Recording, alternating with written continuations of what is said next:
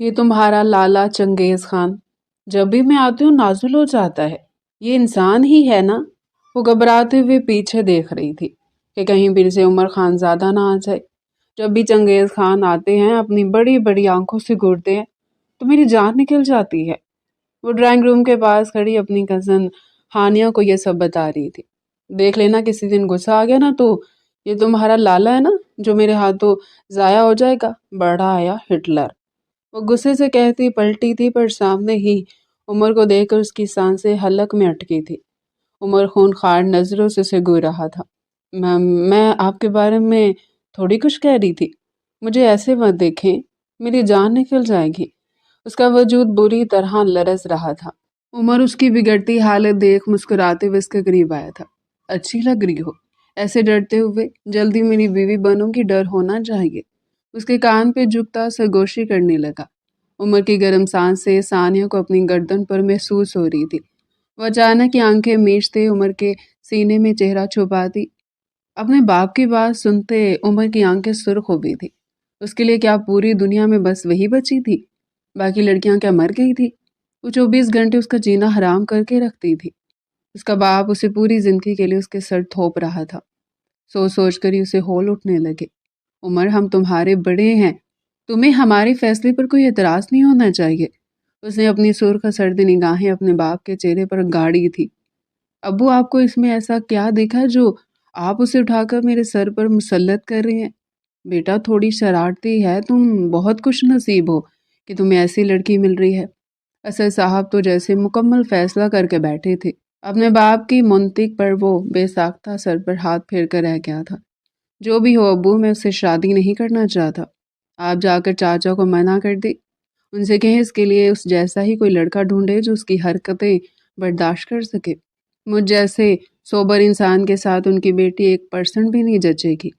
بیٹا، اس کی بیٹی بہت اچھی ہے۔ تمہاری حرکتیں لوگوں کو پسند نہیں ہیں، یہ لوگوں کے بیچ میں منہ پھلا کر بیٹھنا کہاں کی اچھی بات ہے۔ ہم تمہاری شادی اس لیے بھی اسے کروا رہے ہیں کہ وہ تم جیسے آدم بیزار انسان کو زندگی کی طرف واپس لے آئے گی۔ آپ کا بہت شکریہ ابو، مگر مجھے زندگی کی طرف واپس لوٹنا ہی نہیں ہے۔ چاچا کو کہہ دیں کہ اس کے لیے اسی کی طرح کو کوئی لڑکا ڈھونڈے جو اس کی حرکتیں برداشت کر سکے۔ میں اس سے شادی کر کے اپنی زندگی برباد نہیں کروں گا۔ عمر خان زیادہ سخت لہجے میں کہتا کھڑا ہوا تھا۔ ہم فیصلہ کر چکے ہیں عمر، تم اس بات سے پیچھے نہیں ہٹو گے۔ ابو، میں لڑکا ہوں اور لڑکوں کے ساتھ کسی قسم کی کوئی زور زبردستی نہیں کی جاتی۔ یہ شادی میری ہے، عمر بھر اس کے ساتھ مجھے رہنا ہے تو میری ہم سفر کیسی ہونی چاہیے، کیسی نہیں، اسے چننے کا حق صرف اور صرف میرا ہونا چاہیے، کسی اور کا نہیں۔ ہم کسی اور نہیں، تمہارے ماں باپ ہیں۔ عمر، تمہارا خون سفید ہو گیا ہے کیا، یا تم نے اپنی آنکھیں ماتھے پر چڑھا لی ہیں جو اپنے ماں باپ کی بات تم سننا تک پسند نہیں کر رہے؟ عائشہ بیگم نے بھیگے لہجے میں عمر سے کہا تھا۔ عائشہ بیگم کا بھیگا لہجہ سن وہ گھٹنے کے بال ان کے قدموں میں بیٹھ گیا تھا۔ عائشہ بیگم اس کی کمزوری تھی، وہ ان کے لہجے سے ذرا سی بھی نمی برداشت نہیں کر پاتا تھا۔ امی، آپ دونوں میری بات سمجھنے کی کوشش کریں نا، وہ بہت غیر سنجیدہ لڑکی ہے۔ ایسی لڑکیاں شادی کے بعد گھر نہیں برساتی امی، ان کا دماغ ہمیشہ شرارتوں میں لگا رہتا ہے، اور ثانیہ پورے دن صرف اور صرف شرارت کرتی رہتی ہے، اور اب جانتی میں ایسی لڑکی برداشت نہیں کر سکتا۔ ابھی وہ میری صرف اور صرف کزن ہے، تو ابھی میں اسے اتنا کچھ بول دیتا ہوں، جب وہ میری بیوی بن جائے گی تب آپ جانتی ہیں امی، رشتہ نازک ہو جائے گا، چھوٹی چھوٹی باتوں پر لڑائیاں ہوا کریں گی۔ اسی لیے میں یہ سب چاہتا ہی نہیں ہوں۔ میرے بچے ایسا کچھ نہیں ہوگا، یہ شرارتی لڑکیاں ہی تو ہوتی ہیں جن کے شوہر خوش رہتے ہیں، وہ چھوٹی چھوٹی حرکتوں سے شوہر کو خوش رکھتی ہیں۔ یہی تو کہہ رہا ہوں امی، ثانیہ کے لیے آپ لوگ ایسے ہی لڑکا ڈھونڈ لیں جو اس کی حرکتوں پر خوش رہے۔ میرے بچے، اگر تو ثانیہ سے شادی کرے گا تو بھی خوش رہے گا، مجھے یقین ہے میرے بچے، وہ تیری زندگی سنوار دے گی۔ امی، میری زندگی سنوری ہوئی ہے۔ وہ جھنجھلا ہی کیا تھا، کون سا اسے زندگی کے لالے پڑے ہوئے تھے جو اس کو سب یہی کہے جا رہے تھے کہ وہ اس کی زندگی میں آئے گی تو اس کی زندگی بن جائے گی، اس کی زندگی سنور جائے گی۔ تم اپنی ماں سے یوں بحث نہیں کر سکتے عمر۔ اسد صاحب کا سخت لہجہ اس کے کانوں کے قریب گونجا تھا۔ ابو، میں امی سے بدتمیزی نہیں کر رہا، میں بس یہ کہنا چاہتا ہوں کہ مجھے ثانیہ اس سے شادی نہیں کرنی۔ آپ چچا چاچی کو میری صاف انکار پہنچا دے، چاہے کچھ بھی ہو جائے، میں उससे शादी नहीं करूँगा। वो दो टोक लहजे में कहता खड़ा हुआ था। तो मेरी भी एक बात कान खोलकर सुन लो, सानिया मेरी और तुम्हारी माँ की पसंद है। बचपन से तुम्हारे लिए हमने सानिया का सोचा हुआ है, और अब तुम्हारे इस बेफजूल से इनकार की वजह से हम ये रिश्ता ख़त्म नहीं करेंगे। चाहे कुछ भी हो जाए, तुम्हारी शादी हम सानिया से ही करवाएंगे। वो सख्त लहजे में कहते थे, इस कदमों से इस कमरे से निकल गए थे। क्या मैं पहले ही बोल रही हूँ, ऐसा कुछ भी नहीं सोचिएगा। वो खड़े होते हत्थे से उखड़ी थी। फिजा बेगम का चेहरा बिगड़ गया था। इससे पहले कि मैं उठकर तेरे चेहरे पर थप्पड़ मारूं, सीधी शराफत से यहाँ बैठकर मेरी बात सुन। इस गजब बेइज्जती पर वो बिना बहस के नीचे बैठ गई थी। अम्मी का क्या भरोसा कब अपनी हवाई चप्पल से उसकी कमर पर नक्शो निगार बना दे। वो सख्त गुस्सा भरे चेहरा लिए नीचे बैठी थी। अपनी माँ का डर नहीं होता तो वो पूरे घर में इनकार का परचम लहरा कर आती। अम्मी देखें, वो बहुत ही ज़्यादा जंगली आदमी है, मुझे उनसे शादी नहीं करनी। जुबान संभाल कर बात कर, इसके मामले में अपनी फिजा बेगम सख्त लहजे में बोली थी। अम्मी, मैं आपकी बेटी हूँ, मुझे आपने पैदा किया है, उसने नहीं। जो उसके लिए आपको लग रही मेरे नहीं लग रही। तेरे लिए भी लगती अगर तेरी हरकतें इंसानों वाली होती। तेरे मुस्तकबिल के लिए तो फिक्रमंदी होगी था, मगर भला हो भाई भाभी का अच्छे वक्त में आकर उन्होंने मुझसे तेरे रिश्ते की बात कर ली। मुझे तो ज़रा भी कोई एतराज़ नहीं है। रात में तेरा बाप आए तो मैं पहली फुर्सत में तेरे बाप के साथ जाकर उनको हाँ करके आऊँगी। अम्मी, मेरी मर्ज़ी तो जान लो, मैं आपकी बेटी हूँ, कोई भेड़ बकरी नहीं। रटा रटाया जुमला अदा करते उसने बेफजूल ही अपने लहजे में बेगापन जमा करने की कोशिश की थी, जो खाक भी जमा नहीं हुआ था। मेरी बच्ची, तो अपने आप को भेड़ बकरी ही समझ ले, क्योंकि तेरी हरकत जैसी है ना, तुझे भेड़ बकरी की तरह ही बांधना पड़ेगा, क्योंकि लड़कियों की तरह तो तुझे कोई लेकर नहीं जाएगा। और इतना अच्छा लड़का है उमर, तुझे चाहिए कि तू जाए नमाज पर जाकर बैठ जाकर, तुझ जैसी के लिए इतने अच्छे घर के लड़के का रिश्ता आया है। अम्मी, खाक अच्छे हैं वो, जब देखो तरबूज की तरह मुंह फूला हुआ है, सीधे मुंह तक तो वो मुझसे बात करती नहीं है। सोचा शादी के बाद मेरा क्या करेंगे। शादी के बाद बेटा वो तेरा कुछ भी करे, मैं तो उसे पूछूंगी नहीं, क्योंकि तुझे बर्दाश्त करने वाला फरिश्ता आदमी ही होगा। और अगर वो फरिश्ता हमारा अपना उम्र है तो मुझे तेरा रिश्ता वहाँ देने में कोई एतराज़ नहीं है। अम्मी, मैंने सुना है ऐसे मर्द बहुत जालिम होते हैं, औरतों पर हाथ भी उठाते हैं। उसे अपनी माँ को डराने की नाकाम कोशिश की थी, जिसका ज़रा भी असर फिजा बेगम पर होता नज़र नहीं आया था। अगर उमर ने तेरे ऊपर कभी भी हाथ उठाया तो तेरी गलती होगी, क्योंकि उमर एक बहुत ही नफीस तबीयत का इंसान है, और तू जैसी टेढ़ी बकरी को नकील कैसे डालनी है, उसके लिए उसे थोड़ा बहुत हाथ तो चलाना पड़ेगा। अम्मा, तुम मेरी माँ हो या दुश्मन हो। ये अल्फाज कहते हुए सानिया का लहजा भीग ही तो गया था। उसकी माँ कोई भी बात सुन ही कब रही थी। इस चंगेज़ के बारे में सोचते हुए उसका दिल उछल उछल कर हलक में आया जा रहा था। वो तो ट्यूशन पढ़ते हुए इतना रो धो कर जाती थी, सारी ज़िंदगी वो उसके साथ भला कैसे गुजार सकती थी। बेटा, तेरी माँ हूँ, तेरे अच्छे के लिए कह रही हूँ। उमर बहुत ही अच्छा लड़का है, तुझे बहुत खुश रखेगा। अम्मी, वो चलते फिरते मुझे सुनाते रहते हैं, आप कहती मुझे शादी के बाद वो खुश रखेगा। हाँ मेरे बच्चे, मैं तेरी माँ हूँ, और माँ के दिल को यकीन होता है। मुझे ऐसा लगता है कि तू उससे शादी के बाद बहुत खुश रहेगी। अम्मी, मैं उमर लाला से शादी नहीं करूँगी। आप उसके बजाय मेरी शादी किसी से भी करवा दें, मगर उमर लाला से शादी करने के बारे में सोच भी नहीं सकती। फजूल की बहस नहीं कर सानिया, तेरे बाप को बोल चुकी हूँ मैं। और उमर जितना अच्छा ना, इनकार करने पर तो मेरा दिल 1% भी राज़ी नहीं हो रहा। इसलिए तू ही समझ, तू जैसी फितरत की औरत है, तुझे वही संभाल सकता है। अम्मी, उन्हें शरारती लड़कियां बहुत बुरी लगती हैं, आहिस्ता आहिस्ता उसे अच्छी भी लगने लग जाएंगी। जब शादी हो जाए तो मर्द बीवी को लेकर ही सिंसियर हो जाता है। अम्मी, मैं किसी की पसंद बनना चाहती हूँ, कोई तो ऐसा जो मुझसे सच्ची मोहब्बत करे, कोई तो ऐसा जो मेरे लिए मरने जीने की कस्में खाए, कोई तो ऐसा जो अपनी मोहब्बत का इजहार करे और मुझे भी खुद से मोहब्बत करवाने पर मजबूर कर दे। वो आंखें बंद करके एक जज़ब से बोलती जा रही थी। अभी वो और भी कहना चाहती थी, मगर फिजा बेगम के मारे गए थप्पड़ ने उसकी आंखों को इतने ही जज़ब से दोबारा खोल दिया था। वो अपने गाल पर हाथ रखे बेयकीन निगाहों से अपनी माँ को देख रही थी। ये शिल्पा शेट्टी बनने की ज़रूरत नहीं है तुझे, सानिया है ना, सानिया बन के ज़मीन पर बैठ, آج رات جا کر ہی میں عمر کے رشتے کے لیے ہاں کرتی ہوں۔ مجھے کیا پتا تھا بھلا کہ ہمارا لاڈ پیار تو تجھے کرینہ کپور بننے پر مجبور کر رہا ہے۔ امی، اس نے ہار مانتے ہوئے اپنی ماں کا ہاتھ تھاما تھا۔ پیچھے ہٹ، حرکتیں دیکھی ہیں اپنی تو نے؟ تیری حرکتیں دیکھ کر لوگ توبہ توبہ کرتے ہوئے بھاگ جاتے ہیں، اور کوئی مرد تیرے ساتھ جینے مرنے کی قسمیں کھائے گا؟ جس دن کسی مرد نے تیرے ساتھ جینے مرنے کی قسم کھائی وہ مرد اسی دن مر جائے گا، اور اگر بالفرض اس دن نہ مرا تو پھر بھی چند دن میں تو اپنی حرکتیں اور تیور دکھا دکھا کر اسے ہارٹ اٹیک دلوا کر مروا ہی دے گی۔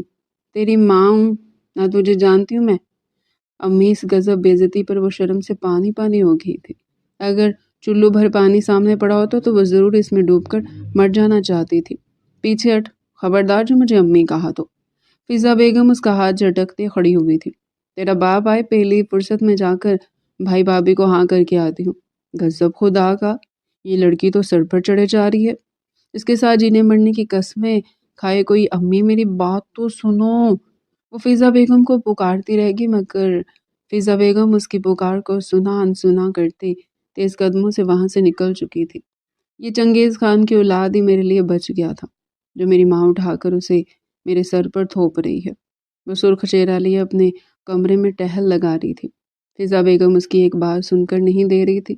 عمر کی اتنی تعریفیں سنتی وہ خود بھی حیران تھی کہ بھلا عمر میں ایسا کیا تھا جو اس کی ماں اس کے واری صدقے جا رہی تھی۔ اتنا بھی اچھا نہیں تھا وہ جتنی اس کی ماں اس کی تعریفیں کر رہی تھی۔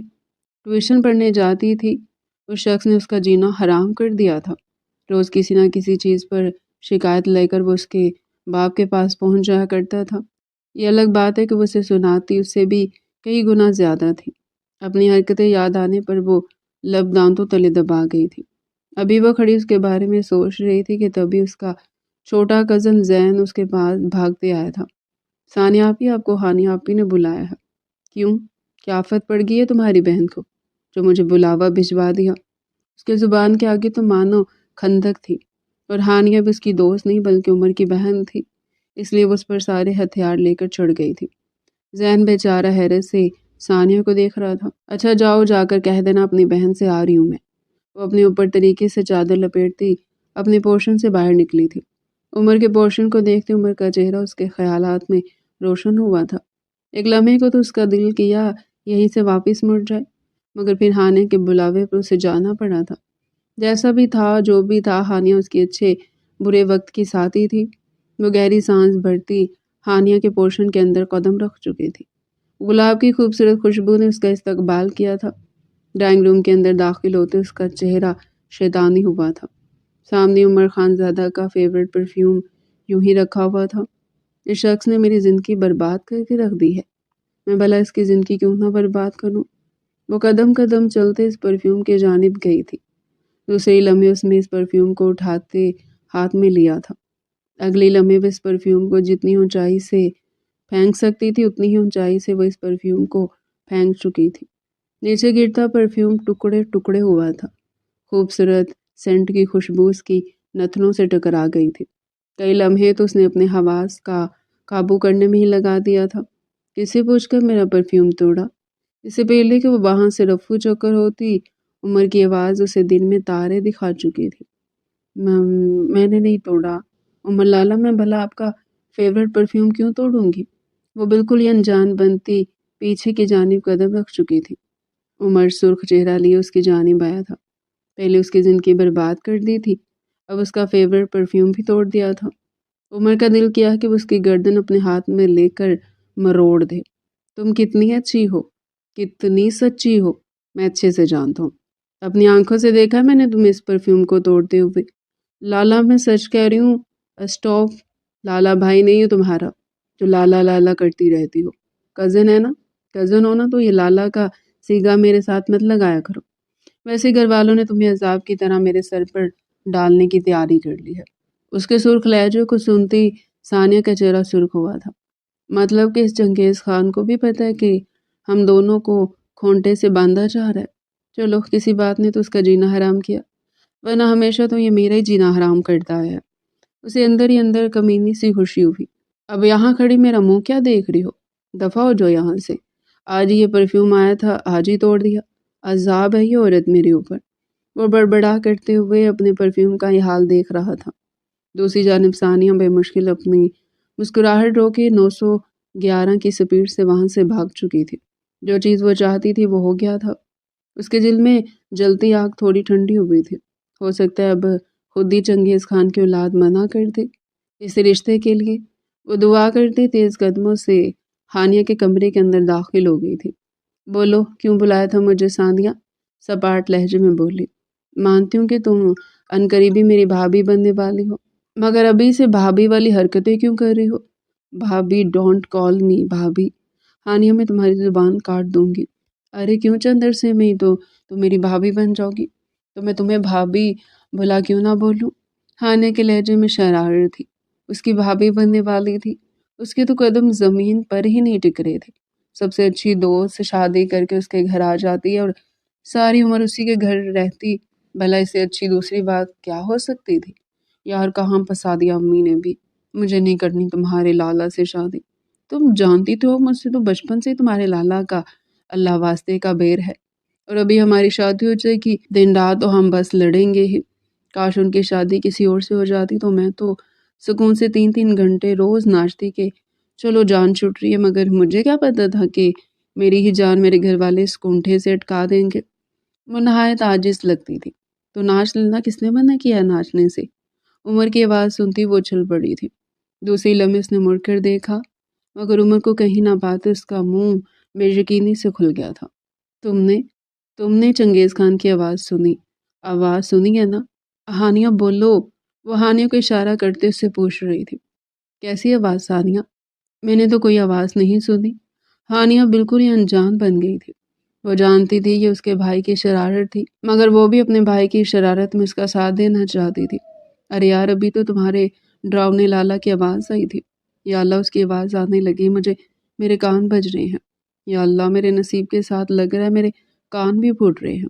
اس کا چہرہ تو یوں زرد ہو گیا تھا جیسے پتہ نہیں کیا ہو گیا۔ ہانیہ کو بے فضول کی ہنسی آنے لگی۔ تم میرے لالا سے اتنا کیوں ڈرتی ہو؟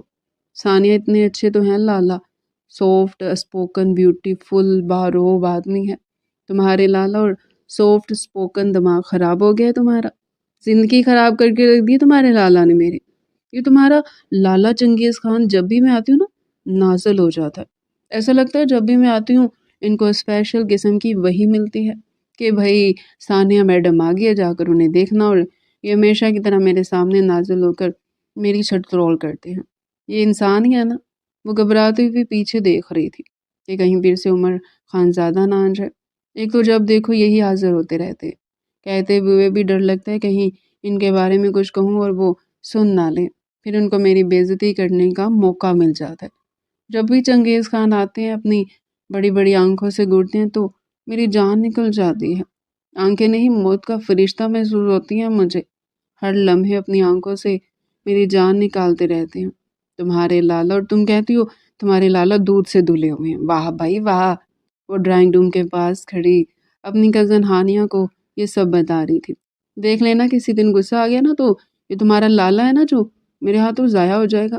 بڑا آیا ہٹلر، بہت برداشت کر لی تمہارے لالا کی حرکتیں۔ اب جب میں اپنی آئی پہ آئی نا تو میں تمہارے لالا کی بینڈ بجا کر رکھ دوں گی۔ آیا بڑا ہٹلر، وہ غصے سے کہتی پلٹی تھی، پر سامنے عمر کو دیکھ کر اس کی سانسیں حلق میں اٹکی تھی، منہ سے نکلے ہوئے الفاظ نکلتے ہی رہ گئے تھے۔ عمر سرد سرخ نگاہوں سے اسے ہی گھور رہا تھا۔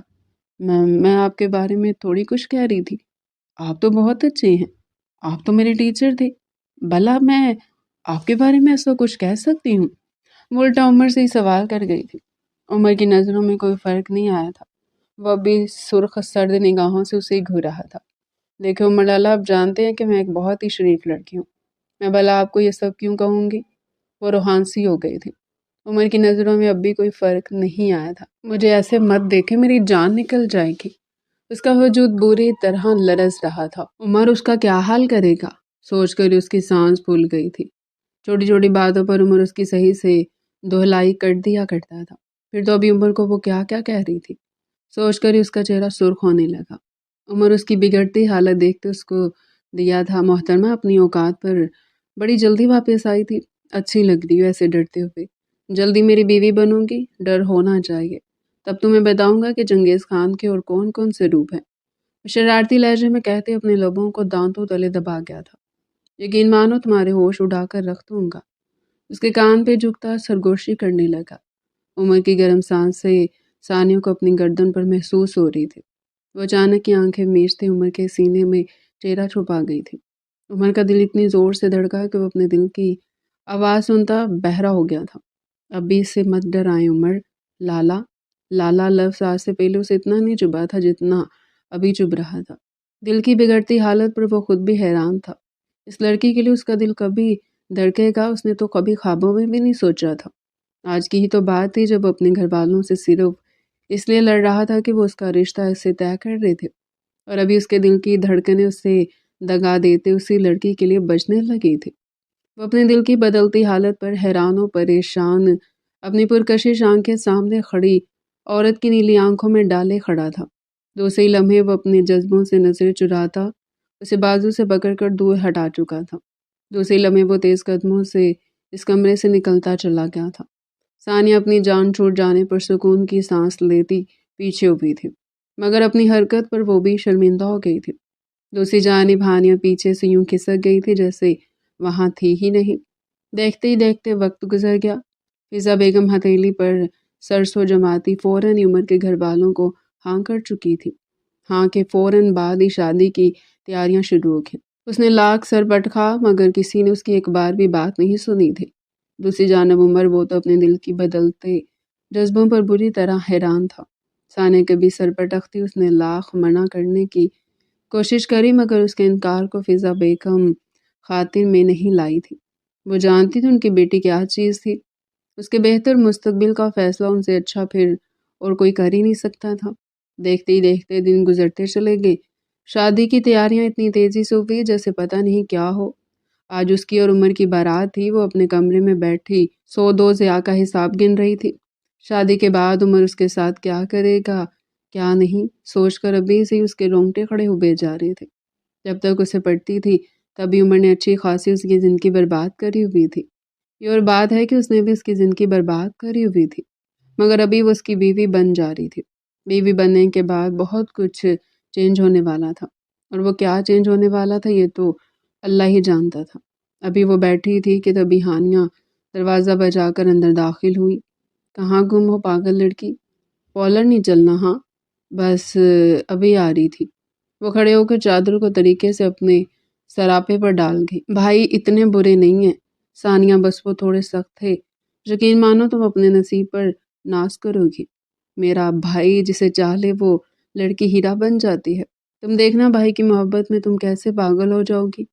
میں اپنے بھائی کو جانتی ہوں نا، وہ بس تھوڑے سے سخت تھے مگر جب کسی سے محبت کرتے ہیں تو پوری دل و جان سے کرتے ہیں، اور پھر تم ان کی بیوی ہوگی، وہ بہت جلد تم سے محبت کریں گے، اور بہت جلدی تم بھی میرے بھائی سے محبت کرو گی۔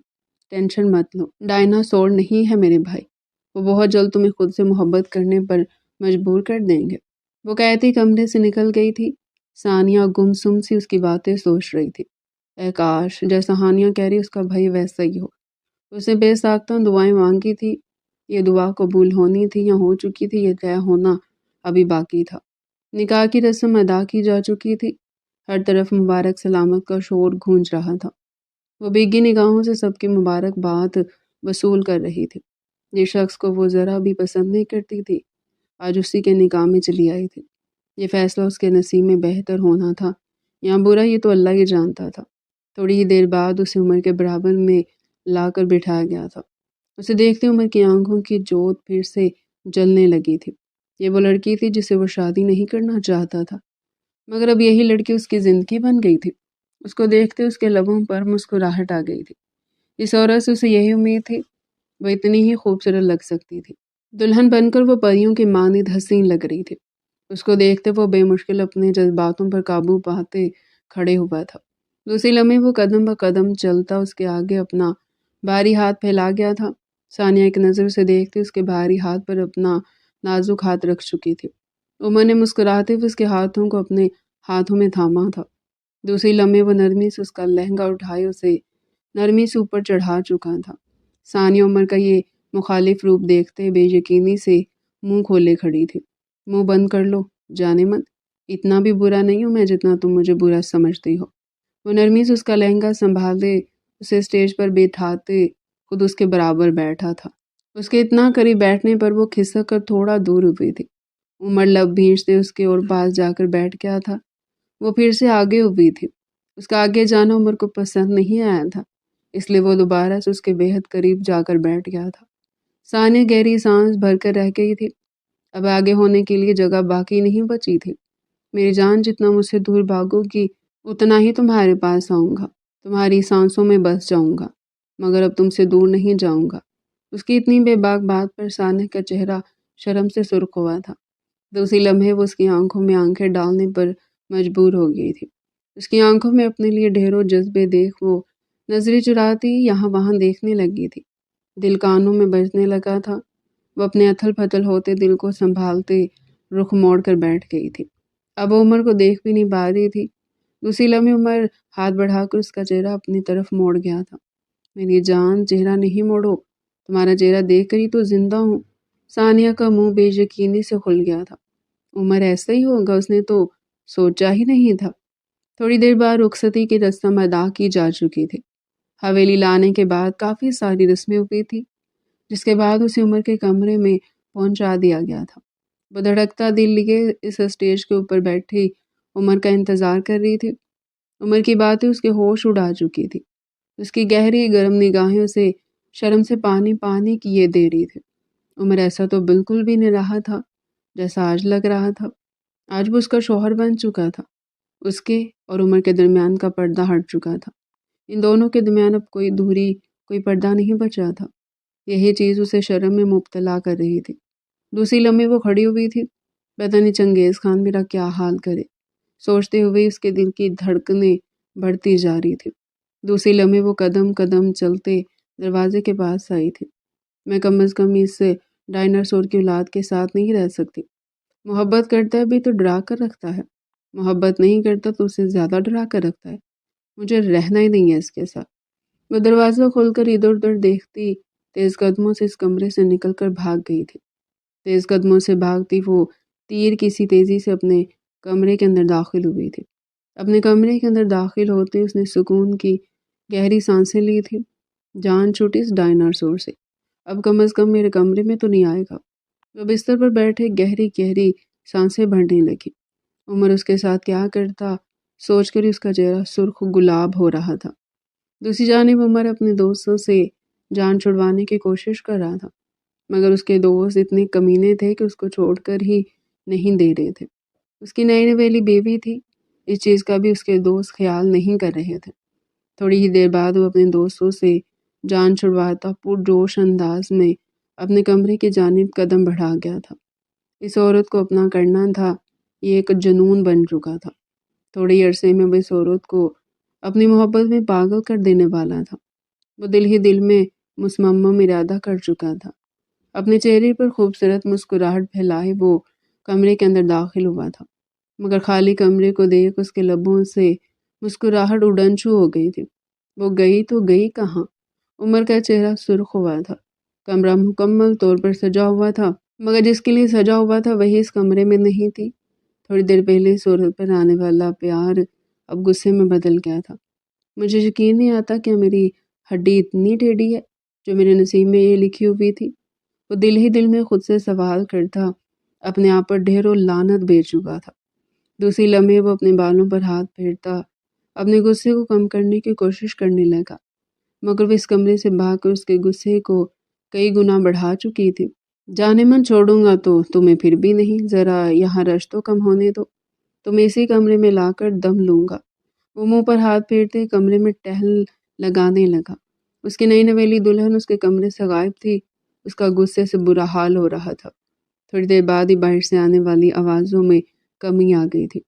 عمر اندازہ کر چکا تھا کہ کافی زیادہ مہمان اپنے اپنے گھروں کو لوٹ گئے تھے، اور جو باقی تھے وہ بھی آرام کی غرض سے اپنے اپنے کمروں میں جا چکے تھے۔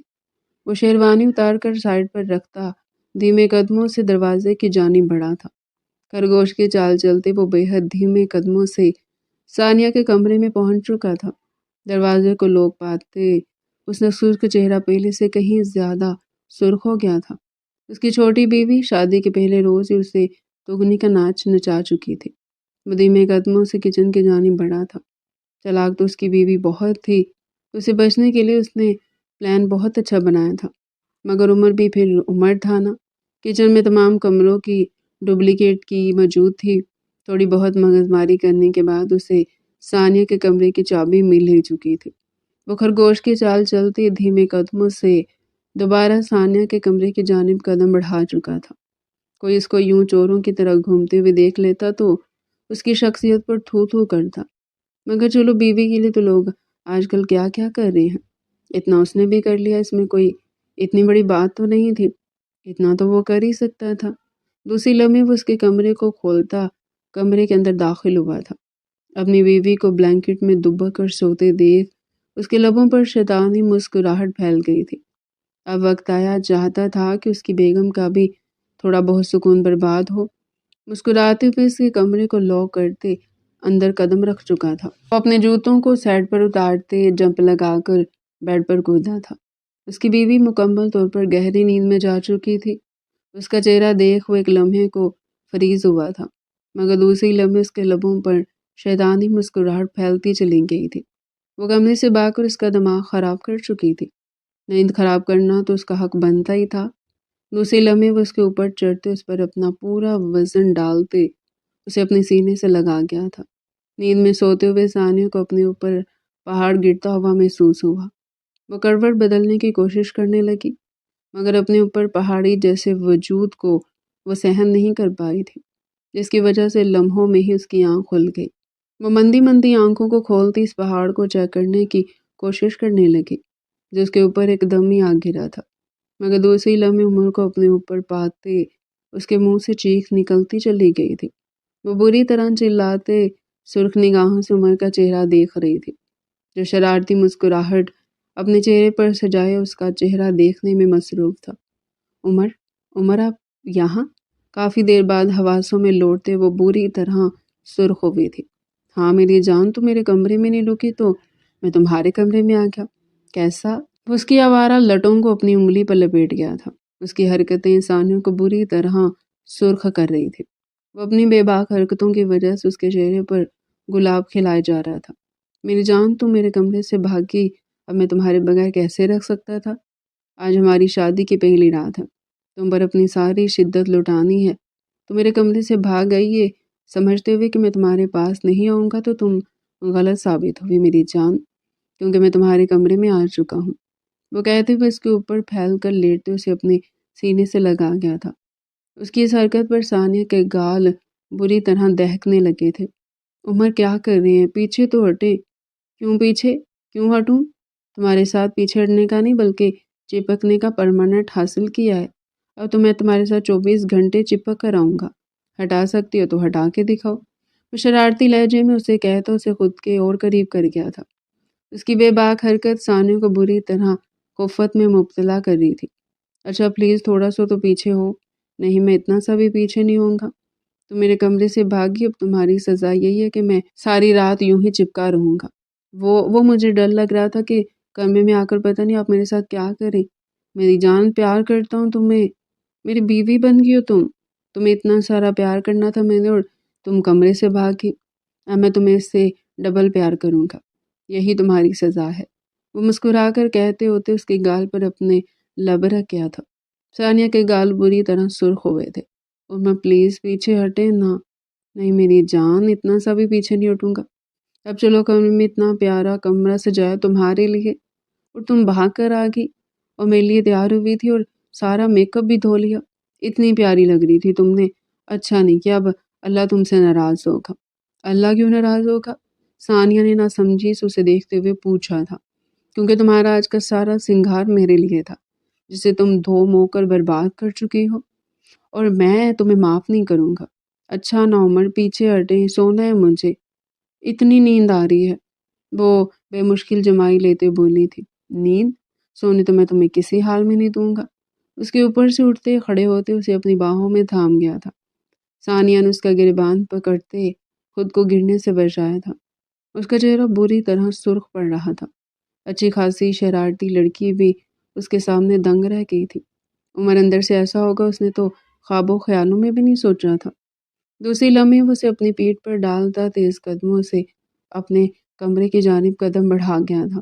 عمر نیچے اتارے مجھے، کوئی دیکھ لے گا، میری بلا سے ساری دنیا دیکھ لے، میری بیوی ہو تم، کسی اور عورت کو تھوڑی لے کر جا رہا ہوں، تمہیں ہی لے کر جا رہا ہوں، اچھا پلیز مجھے نیچے تو اتارے، میں خود سے چل لوں گی۔ نہیں میری جان، آج تمہاری اور میری شادی ہوئی، میں پورے مہینے تمہیں زمین پر قدم نہیں رکھنے دوں گا، پھر کیسے اپنی گود میں لے کر چلیں گے مجھے؟ وہ سرخ لہجے میں بولتے ہوئے غصہ ہی تو کر گئی تھی۔ ہاں میری جان، جیسے ابھی لے کر جا رہا ہوں ویسی روز تمہیں اپنی گود میں اٹھا کر گھوموں گا، اور ساری دنیا کو کیا کہیں گے جب وہ آپ سے سوال کریں گے؟ پوچھنے تو سب کو، کیا ہی بگاڑ لیں گے میرا؟ تم میری بیوی ہو، میں تمہارا شوہر ہوں، میں تمہیں کیسے بھی لے کر گھوموں، ان کے باپ کا کیا چاہتا ہے؟ اس کے کان میں کہتا اس کے کان پر اپنے لب رکھ کیا تھا۔ اس کی بات سنتی ثانیہ کان کی لو تک سرخ پڑ گئی تھی۔ بحث بھی اسے کر رہی تھی جو بحث کرنے کا بادشاہ تھا۔ وہ اپنے کمرے کے اندر داخل ہوتا مسکرایا تھا، مشن کمپلیٹ ہو گیا تھا۔ دوسری جانب ثانیہ بری طرح سرخ پڑ رہی تھی۔ کیا کیا سوچا تھا، کیا ہو گیا تھا؟ سوچا تھا کہ چلو چنگیز خان سے جان چھوٹ گئی ہے، مگر چنگیز خان کا نام یوں ہی تو چنگیز خان ہی رکھا تھا نا، ایک نمبر کا ڈائناسور تھا وہ دل ہی دل میں اسے سلاوتیں سناتی اس کے گریبان کو سختی سے تھامی کھڑی تھی۔ کیا پتا کب اس کے شوہر کا دماغ خراب ہو جائے اور وہ اسے نیچے پھینک دے۔ عمر اب تو نیچے اتار دیں، کمرے کے اندر آگے ہم۔ وہ بری طرح سرخ پڑتے عمر سے بولنی تھی۔ نہیں میری جان، میں ابھی بھی تمہیں نیچے نہیں اتاروں گا، کہا تو ہے آج تمہاری اور میری شادی ہوئی ہے، میں تمہیں پورے مہینے زمین پر قدم نہیں رکھنے دوں گا۔ وہ مسکرا کر کہتے اسے بستر پر لٹا چکا تھا۔ وہ اگلے لمحے اٹھ کر بیٹھتے اپنے دوپٹے کو سینے پر پھیلا گئی تھی۔ ایک نمبر کے ڈیٹ انسان ہے آپ، کوئی ایسے میں دیکھ لیتا تو ہمارے بارے میں کیا سوچتا؟ یہی سوچتا کہ تم اپنے کمرے سے بھاگ گئی تھی اور میں تمہیں اٹھا کر لے کر جا رہا ہوں، ہر صورت میں لوگ تم پہ ہی باتیں بناتے۔ وہ شرارتی لہجے میں کہتے جمپ مار کر اس کے برابر میں آ کر بیٹھا تھا۔ دوسرے لمحے وہ ہاتھ بڑھا کر اسے اپنے بے حد پاس کھینچتے اسے اپنے سینے سے لگا چکا تھا۔ اس کے دل کی دھڑکنوں کو سنتی ثانیہ کا چہرہ سرخ ہوا تھا۔ دوسری لمحے وہ سے الگ ہو کر بیٹھی تھی۔ میری جان کیوں بھاگ گئی تھی کمرے سے؟ کیا تم عمر کی صلاحیتوں پر یقین نہیں رکھتی؟ وہ شرارتی لہجے میں کہتے اس کے ہاتھوں کو تھام گیا تھا۔ اگر تم اپنے کمرے میں جانے کے بجائے کہیں اور بھی چلی جاتی نا تو میں تمہیں وہاں سے بھی لے آتا۔ آخر کو بیوی ہو تم میری، اور رات بھی تو اتنی پیاری ہے، کم از کم ویڈنگ نائٹ کا ہی خیال کر لیتی۔ لے دے کر میرے ارمانوں پر پانی پھینک کر بھاگ گئی تم، بے گھوڑی لڑکی۔ اس کے بے گھوڑی کہنے پر ثانیہ کا چہرہ تیزی سے سرخ ہوا تھا۔ اگر بھاگ ہی گئی تھی تو کیا ضرورت تھی میرے کمرے میں آنے کی؟ کم از کم سکون سے تو سو رہی تھی، آتے ساتھ ہی میری زندگی برباد کر کے رکھتی۔ واہ، اب لگ رہی ہوں نا میری بیوی؟ اپنی زبان کے جوہر یوں ہی دکھایا کرو، سنبھالنے والا تمہارا شوہر آگے کھڑا ہے۔ شرارتی لہجے میں کہتے اس کے گال پر اپنے لب رکھ کیا تھا۔ ثانیہ کی بولتی بند ہوئی تھی۔ سرخ چہرہ لیے نظریں چرانے لگے۔ اس کے چہرے پر پھیلتے خوبصورت رنگوں کو دیکھ عمر دل پر ہاتھ رکھے بیٹھا رہ گیا تھا۔ منٹوں میں سے پاگل کر رہی تھی، کیسی عورت تھی؟ تو اسی لمحے وہ کھینچ کر اسے اپنے سینے سے لگا گیا تھا۔ ثانیہ بری طرح سرخ پڑتے اسے دور ہونے کی کوشش کر رہی تھی، مگر عمر کی گرفت پہلے سے کہیں زیادہ مضبوط تھی۔ تھکار کر وہ اس کی پشت پر اپنے ہاتھوں کو لپیٹ گئی تھی۔ جان من بہت پیاری لگ رہی تھی۔ ویسے تم آج، وہ دھیمے لہجے میں اس کے کان میں کہتا اس کے کان پر کاٹ گیا تھا۔ ثانیہ بیچاری سسک کر ہی رہ گئی تھی۔ فضا بیگم پر اسے بے تحاشائی غصہ آنے لگا تھا۔ عمر کی تعریفیں کرتے کرتے نہیں تھک رہی تھی۔ کہہ رہی تھی کہ وہ عمر کا جینا حرام کرے گی، اور یہاں عمر نے اس کا جینا حرام کر دیا تھا۔ ہر 2 منٹ بعد عمر اسے پریشان کر رہا تھا۔ کیوں مٹایا تم نے میک اپ؟ اس کے دوسرے کان میں کہتا وہاں بھی کاٹ گیا تھا۔ اس کی حرکتوں پر ثانیہ سرخ گلاب بن چکی تھی۔ مجھے نیند آ رہی تھی عمر، وہ دھیمے لہجے میں کہتی عمر کے دل میں اتر گئی تھی۔ میرا سرخ گلاب؟ وہ ثانیہ کے چہرہ اپنے ہاتھوں میں لی اس کی پیشانی پر اپنے لب رکھ گیا تھا۔ وہ مزید سرخ ہوئی تھی۔ میری جان، اگر یوں سرخ ہوئی نہ تو معاملہ سنگین ہو جائے گا، پھر مجھے کچھ مت کہنا۔ وہ مسکراتے ہوئے اس کے بالوں کو کان کے پیچھے اڑس گیا تھا۔ اس کی ذومعنی بات کا مطلب ثانیہ اچھے سے سمجھ گئی تھی۔ آپ بہت بے شرم ہیں عمر، مجھے رہنا ہی نہیں ہے آپ کے ساتھ، جا رہی ہوں اپنے کمرے میں۔ وہ اٹھتی وہاں سے جانے لگی، مگر عمر کھینچ کر اسے اپنے سینے پر گرا چکا تھا۔ میری جان، ایک بار جا کر چیک تو کر لیا ہے نا، کیا بار بار تمہارے کمرے میں ہو؟ ویڈنگ نائٹ کے لیے کمرہ سجایا، مگر مجھے ایسا لگ رہا ہے ویڈنگ نائٹ منانی تمہارے کمرے میں پڑے گی، کیونکہ تم تو ہر منٹ میں روٹ کر اپنے کمرے میں چلی جاؤ گی، اور پھر میں تمہارے بغیر بھلا کہاں رہ سکتا ہوں؟ میں تو بھاگا بھاگا تمہارے پیچھے آؤں گا، وہ شدت بھرے لہجے میں کہتا اس کی پشت پر اپنی گریفت مضبوط کر گیا تھا۔ ثانیہ تھکار کر اس کا چہرہ دیکھتی اس کے سینے پر اپنا سر رکھ گئی تھی۔ اس کا چہرہ دیکھتے عمر مسکرا دیا تھا۔ بہت تنگ کر لیا تھا اپنی نازک بیوی کو، اب اسے تنگ نہیں کرنا چاہتا تھا۔ دوسری لمحے وہ نرمی سے اس کے کھلے ہوئے بالوں پر ہاتھ پھیرنے لگا۔ ثانیہ نے نظریں اٹھا کر عمر کو دیکھا تھا کہ ڈائناسور کی اولاد اس سال سے پہلے برا لگتا تھا، مگر ابھی اسے وہی ڈائناسور اچھا لگ رہا تھا۔ وہ بے فضولی نظر چراتی ادھر ادھر دیکھنے لگی۔ عمر نرمی سے اس کا چہرہ تھامے اپنی جانب موڑ گیا تھا۔ مجھ سے نظر چرا رہی ہو؟ مجھے اب صرف تمہیں ہی دیکھنا ہے، وہ کہتے نرمی سے اس کی پیشانی پر اپنے لب رکھ گیا تھا۔ ثانیہ نے سکون سے آنکھیں موندی تھی۔ جب بابا نے مجھ سے اس رشتے کی بات کری تو میں نے فوراً انکار کر دیا تھا، یہ کہتے ہوئے کہ تم مجھے بہت تنگ کرتی ہو اور تم ایک بہت ہی شرارتی لڑکی ہو، مجھے تم سے شادی نہیں کرنی۔ مگر پھر اس دن تم میرے سینے سے لگی، تم مجھے اچھی لگی۔ اس روز پہلی بار میرا دل تمہارے لیے دھڑکا۔ اس دن کے بعد سے میں اس رشتے کے لیے راضی ہو گیا تھا۔ آہستہ آہستہ تم میرے دل میں جگہ بناتی چلی گئی، میں مکمل طور پر تمہارا ہو گیا۔ ثانیہ، بہت محبت کرتا ہوں تم سے۔ آج جب تم اس کمرے سے بھاگ گئی، پہلے مجھے بہت غصہ آیا تھا، مگر میں اب تم پر غصہ کرنا ہی نہیں چاہتا۔ تم میری زندگی ہو، بھلا میں تم پر غصہ کیوں کروں گا؟ وہ نرمی سے اس کے بالوں سے کھیلتا اس کے بالوں پر اپنے لب رکھ گیا تھا۔ ثانیہ کی آنکھیں بھیگنے لگی تھی۔ بہت محبت کرتا ہوں تم سے، بس مجھے اب یہ بتاؤ کہ میں اپنی تمام تر وجاہت، تمام تر سنجیدگی اور تھوڑی بہت مستی کے ساتھ کیا تمہیں قبول ہوں؟ وہ نرمی سے کہتے اس کے ہاتھوں کو اپنے ہاتھ میں تھام گیا تھا۔ اس کی تھوڑی بہت نرمی والی بات پر ثانیہ شرمانا برمانا چھوڑ کر اسے گونڈنے میں مصروف ہو گئی تھی۔ تھوڑے سے شرارتی شکل دیکھی اپنی آپ نے، مجھے سب ویسے ہی شرارتی کہتے ہیں، اصل شرارتی تو آپ ہیں۔ آدھے گھنٹے میں میری زندگی برباد کر دیا آپ نے۔ سکون سے سو رہی تھی، سونے بھی نہیں دیا۔ اس کے غصہ کرنے پر عمر مسکراہٹ دبا کر رہ گیا تھا۔ اچھا چھوڑو نا یہ سب، بتاؤ مجھے قبول ہے میں تمہیں؟ اس کا سوال سنتی ثانیہ بری طرح سرخ ہو گئی تھی۔ دوسرے لمحے وہ نرمی سے اس کے سینے پر اپنا سر رکھے۔ پہلے میں بھی آپ سے شادی نہیں کرنا چاہتی تھی، امی سے مار بھی کھائی، ڈانٹ بھی کھائی، مگر امی مانی نہیں۔ کہتے ہیں ماؤں کو اپنی بیٹیوں کے مستقبل کے بارے میں اچھے سے پتہ ہوتا ہے، شاید انہوں نے میرے بہتر مستقبل کے لیے آپ کو پہلے ہی چن لیا تھا، اس لیے امی نے مجھے منا کر ہی دم دیا۔ سب صحیح جا رہا تھا، مگر اس دن آپ سے بچنے کے لیے آپ کے سینے میں ہی جب سر چھپایا، اس روز میں آپ کی ہوگی۔ ادراک آج جا کر ہو رہا ہے، مگر محبت مجھے آپ سے اسی دن ہو گئی تھی۔